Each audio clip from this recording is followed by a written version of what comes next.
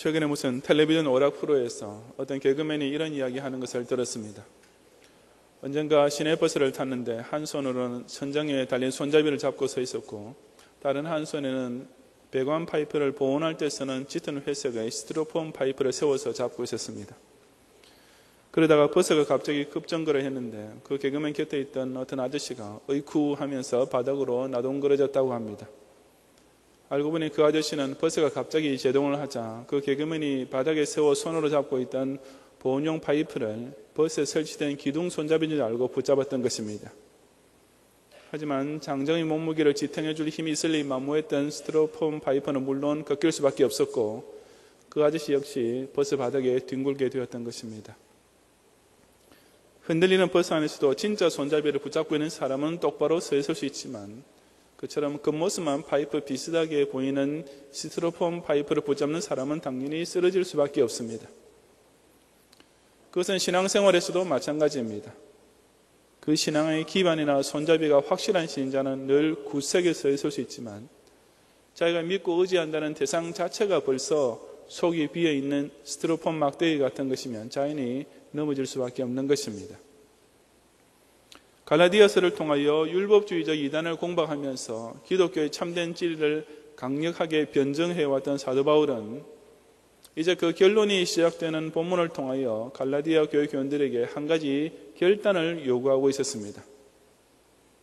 그것은 바로 아무리 붙잡아도 쓰러질 수밖에 없는 이단을 좇지 말고 참된 기독교 신앙을 굳게 붙잡고 든든히 서라 하는 것이었습니다.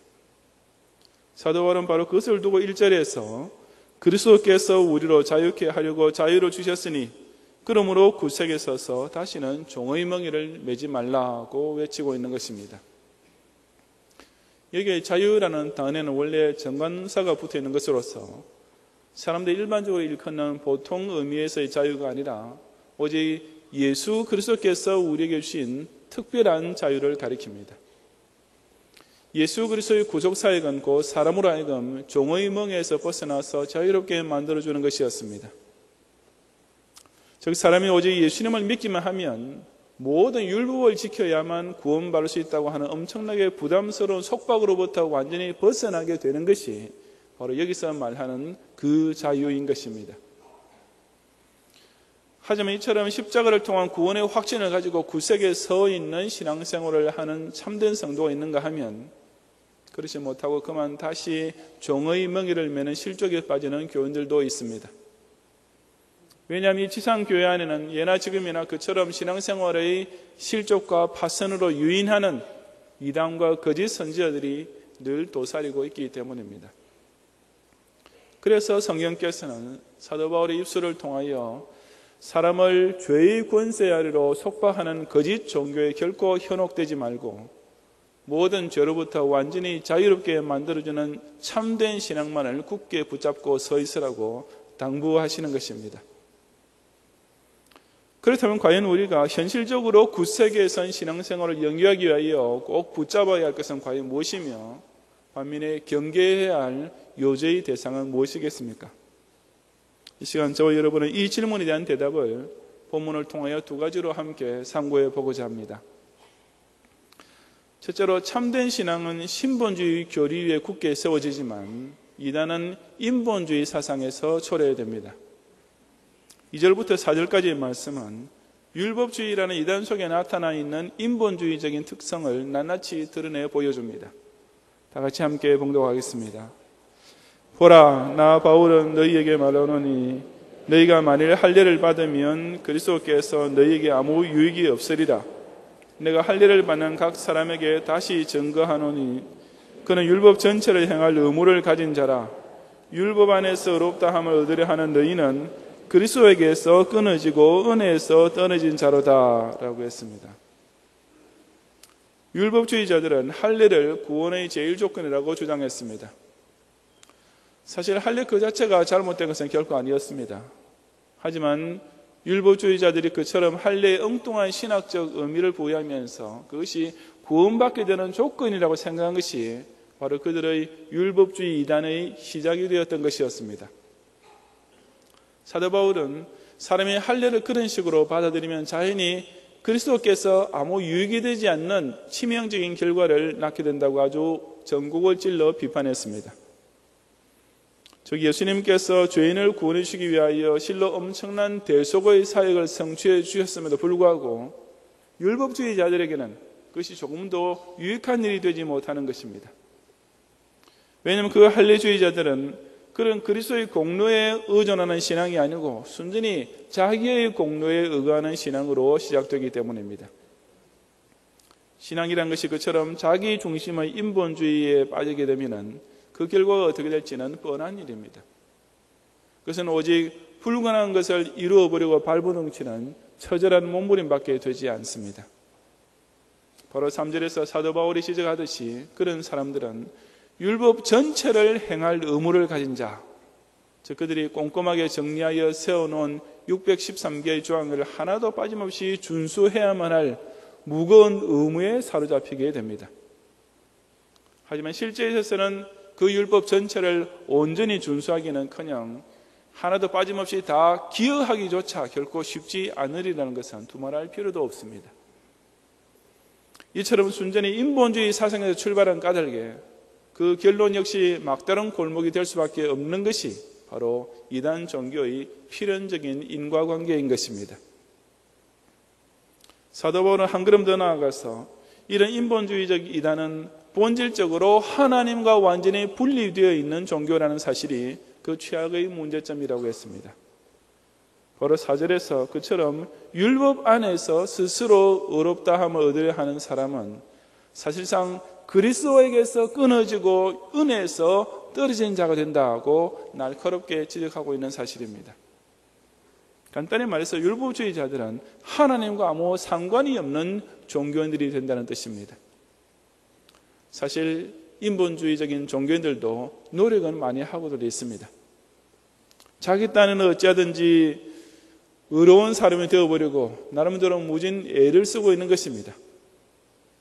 하지만 그들이 그 의롭게 되고자 하는 길을 오직 자기 자신 속에서만 찾으려 할 때에 그들은 결과적으로 그리스도께서 십자가 대속을 통하여 베푸시는 칭의 은혜로부터는 완전히 분리될 수밖에 없는 것입니다. 특히 여기 은혜라는 단어는 구원의 근거가 오직 하나님 편에만 있음을 강조하고자 할 때 사도 바울이 즐겨 쓰는 단어입니다. 아무리 나름대로 열심히 신앙생활이라고 한다고 해도 순전히 인본주의로 시작하고 인본주의만으로 영위하는 종교에는 바로 이 하나님의 은혜가 완전히 결핍되어 있습니다. 즉 하나님을 신앙의 대상으로 한다는 종교가 실상에 있어서는 하나님과 아무 상관이 없는 종교가 되어버리는 어처구니 없는 모순이 발생하는 것입니다.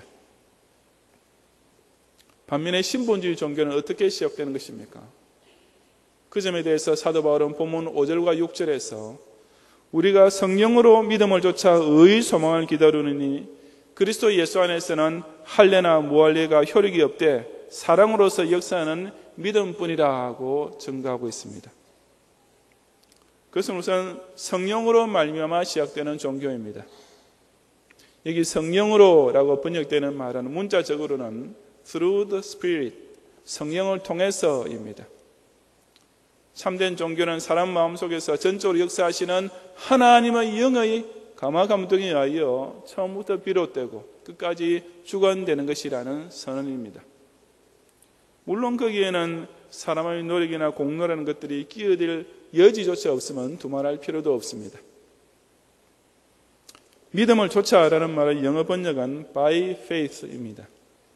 성경은 because of faith, 즉 믿음 때문에 라는 표현을 전혀 쓰지 않고 오직 믿음에 의하여 혹은 믿음을 따라 라고만 표현하고 있음을 유의해야 합니다. 왜냐하면 이 믿음이라는 것이 일견 순전히 사람 편의 노력으로 얻어지는 것처럼 보일지라도 사실에 있어서는 이것 역시 사람 스스로의 노력으로 얻게 되는 것이 절대로 아니기 때문입니다. 그래서 성경은 믿음조차도 오직 하나님 편에서 사람에게 주신 선물일 뿐이라고 명백히 밝히고 있는 것입니다. 의의 소망을 기다리노니 라는 말씀도 마찬가지 의미를 내포하고 있습니다. 이것은 참된 신앙이란 이 세상에서 누릴 수 있는 복을 찾으려는 것이 아니라 사람이 하나님 앞에서 의롭다고 인정을 받고 그 결과 영생의 구원을 얻게 될 날을 기다리는 것을 가리킵니다. 종교를 통해 얻고자 하는 궁극적인 기대와 소망도 사람이 스스로 생각해내는 복이 아니라 전적으로 하나님 편에서 약속해 주신 참되고 영원한 복에 있는 것이기 때문입니다. 사랑으로 역사하는 믿음이라는 말씀에도 역시 신분주의적인 고백이 가득 차 있습니다. 이 역사하는 믿음이란 그저 마음속에만 있는 믿음이 아니고 행위로 나타나는 믿음이라는 뜻입니다. 즉 자기 속에 있는 믿음을 따라 밖으로 나타내는 신행일치의 역사를 가리키는 것입니다. 일견 이것만큼은 정말이지 전적으로 사람 편에 달리는 것처럼 보일 것입니다. 하지만 사도 바울은 그런 선행조차도 오로지 그리스도 예수 안에서 사랑으로서 이루어지는 것이라고 단언하고 있습니다. 즉 예수님께서 우리를 위하여 먼저 무조건적으로 베푸르신 구원의 사랑이 그 근거와 동기와 이유가 될 때에 비로소 사람은 제대로 사랑의 신행일치를 행할 수 있다는 말씀입니다. 이게 얼마나 철저하게 신본주의적인 종교입니까? 신앙이라는 것이 조성될 때부터 시작하여 그 신앙이 유지되고 적용되는 기간과 또한 그 신앙이 결론적으로 도달하게 되는 마지막 단계에 이르기까지 그 전 과정을 통하여 구석구석 오로지 하나님만이 주체가 되신다는 교리는 오직 참된 기독교 신앙만이 가지고 있는 너무나 멋지고도 위대한 진리입니다. 제대로 된 신앙인이란 이처럼 하나님의 절대 주권성을 똑바로 깨닫는 자이고 바로 여기에만 철두철미하게 자신의 신앙 고백에 대한 모든 근거를 두고 서 있는 사람인 것입니다. 반면에 사람이 스스로 의롭게 되고자 노력하고 사람이 자기 힘으로 구원의 공로를 세우고자 하며 사람 편에서 하나님을 찾으려 하면서 시작되는 종교는 결코 참된 종교가 될 수 없습니다. 그처럼 종교의 시발점 자체부터가 사람 편에 있고 종교의 목적 역시 자연히 사람에게만 집중되어 있는 인본주의 종교는 어디까지나 하나님과는 아무 상관이 없는 이단일 뿐인 것입니다.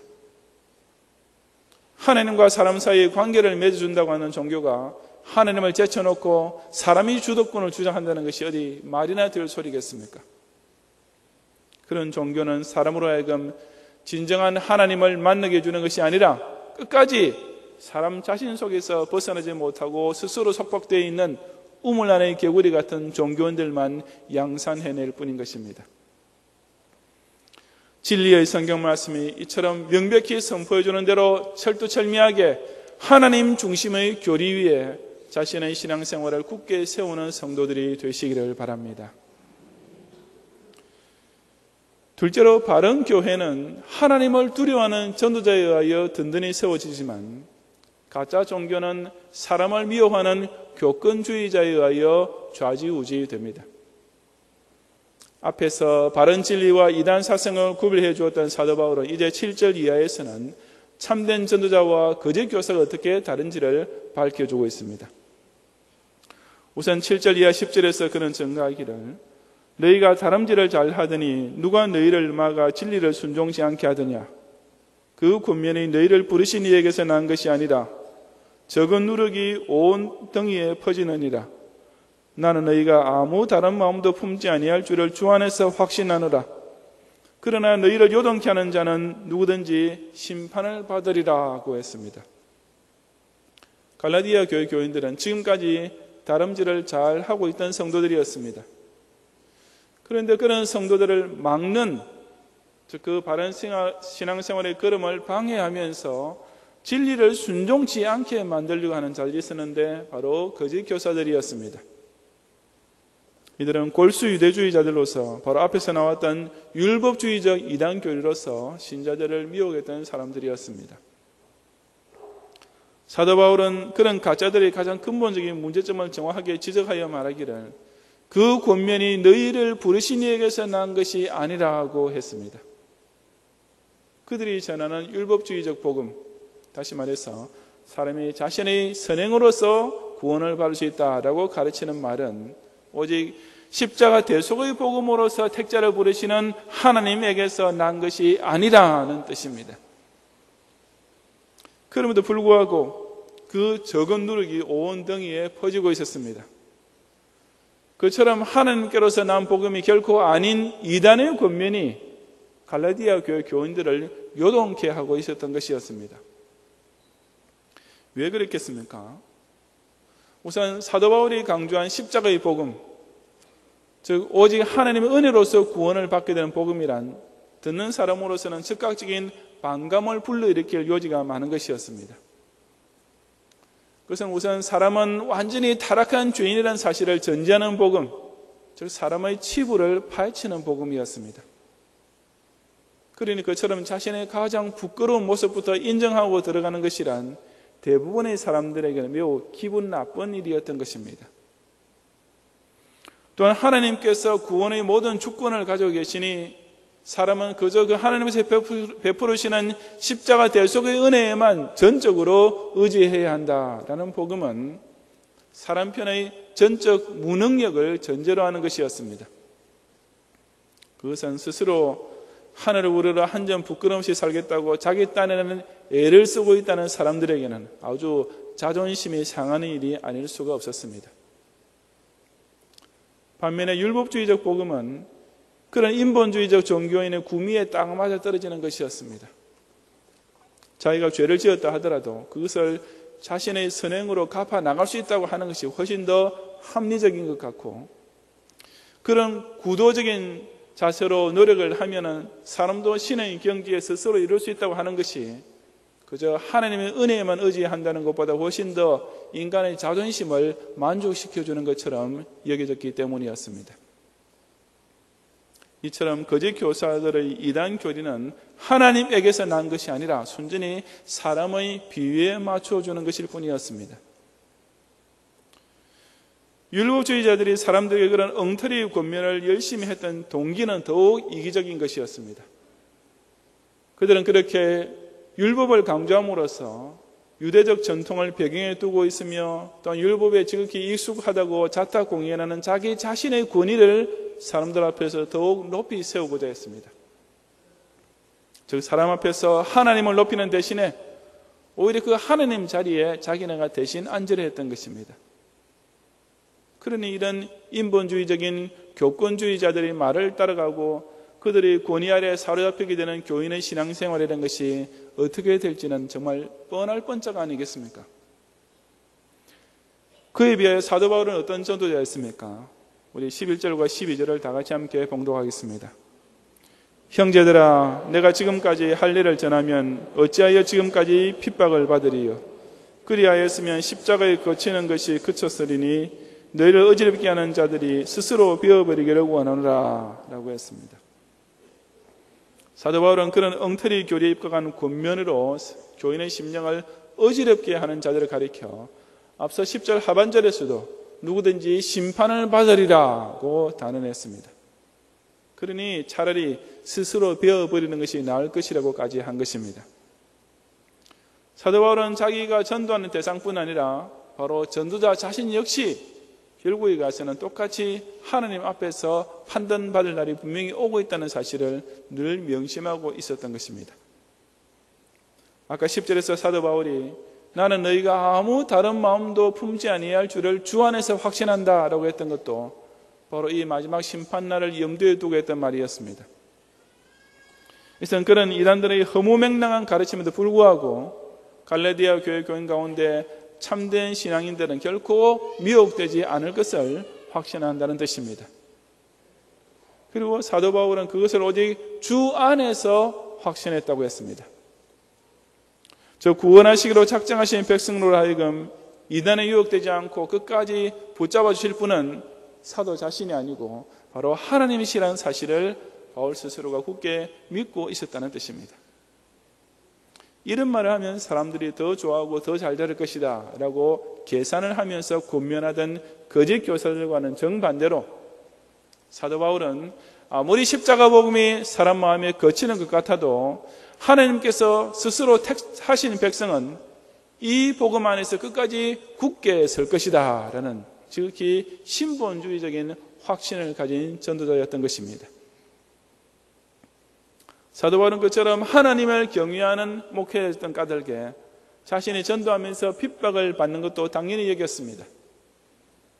그냥 사람들이 알기 쉽고 듣기 좋아하는 할례의 복음만 전했더라면 공연히 핍박받을 일도 없고 십자가에 거치는 것도 그쳤을 것을 뻔히 알면서도 사도 바울은 말하자면 사서 고생을 한 셈이었습니다.